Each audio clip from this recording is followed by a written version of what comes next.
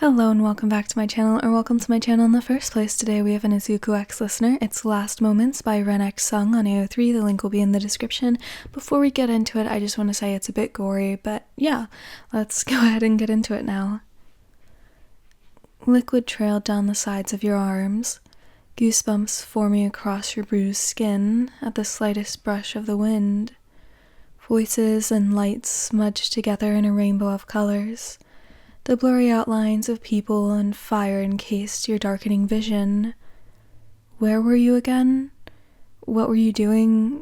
Why was it so loud? You knew you had the answers to these endless questions, but just as you were on the verge of figuring it out, the pulsating pain drowned them out.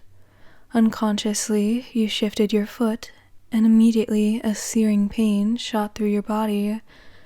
A wheezing sound grated against your dry throat, mouth hanging open in a silent scream. Clenching your teeth, tears ran down your dust-covered cheeks, leaving wet trails in their wake.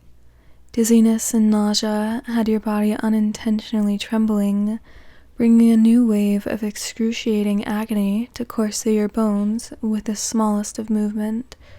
You watched your fingers twitch on their own before a loud explosion went off not far from where you were. You didn't mind it though, half-lidded eyes too fixated on watching the veins on your hands and arms begin to protrude and pulsate behind the reddening skin. It was cold, you noticed, and it wasn't due to the weather. You let your gaze wander down to the piece of cement lodging out from where your stomach once was. You couldn't help but wonder when that had gotten there, or why you were even there in the first place. Where was there again? A tree. There was a tree in the middle of the chaos, drenched in the reds and oranges of the fire on the buildings beside it. Despite the black dots crawling across your vision, you couldn't rip your eyes from it. A twinge of familiarity and nostalgia hit you. It filled your alarmingly frigid, stiff body with warmth. If you had more than half a mind, you'd be able to feel the memories slipping out of your grasp, or the way your life drained from your body the same way your blood did. But you still didn't look away. You didn't know why, but you felt like if you were to so much as blink, you'd lose something precious to you. A flash of green hair and freckles. You winced as the migraine intensified. "I'll be your hero, listener. I'll protect you." A hand hesitantly reached out for yours before opting to grab your wrist and said, "What are friends for?" Your heart ached, and not because of the suffocating feeling of your lungs squeezing your chest. A coughing fit racked your body, and pushing past the pain, you brought your hand to cover your mouth from the smoke quickly filling the streets. How long had it been since you were there? You couldn't waste time, you had to. What was it? There was something you had to do. It was getting harder to breathe.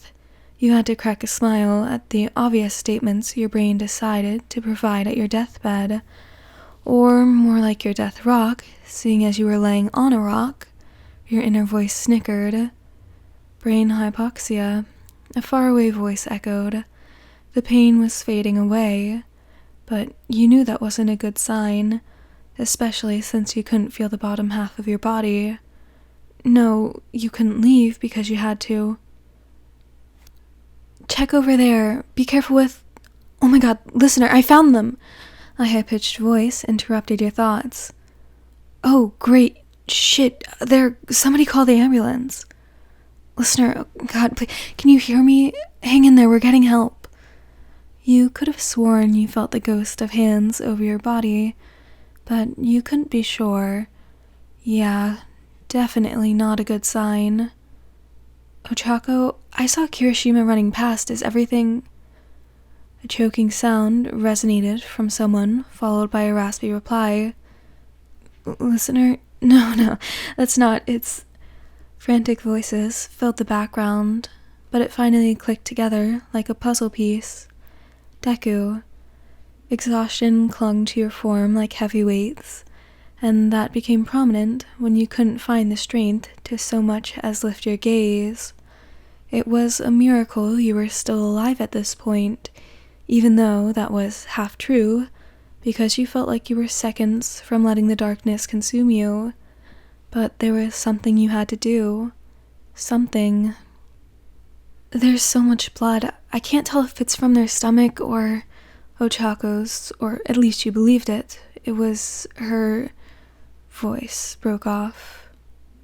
You felt as she grasped your hand, and with the little strength you had left, you gave it a subtle squeeze. It'll be okay. Why? You gave up on being a hero just to avoid violence, so why are you? A sob, a sad laugh. You couldn't tell, nor could you process what they were saying.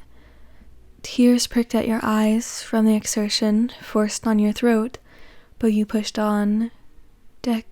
Listener, don't speak, I love you. I love you, Deku.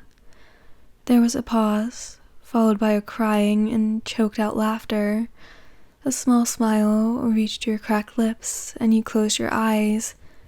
There. Listener, wait. Listener, they're not breathing. Over here, hurry.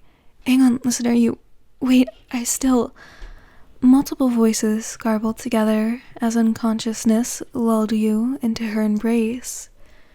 You wouldn't get the happily ever after you've always wished for, but you couldn't have hoped for a better life than the days spent walking next to a certain green-haired boy.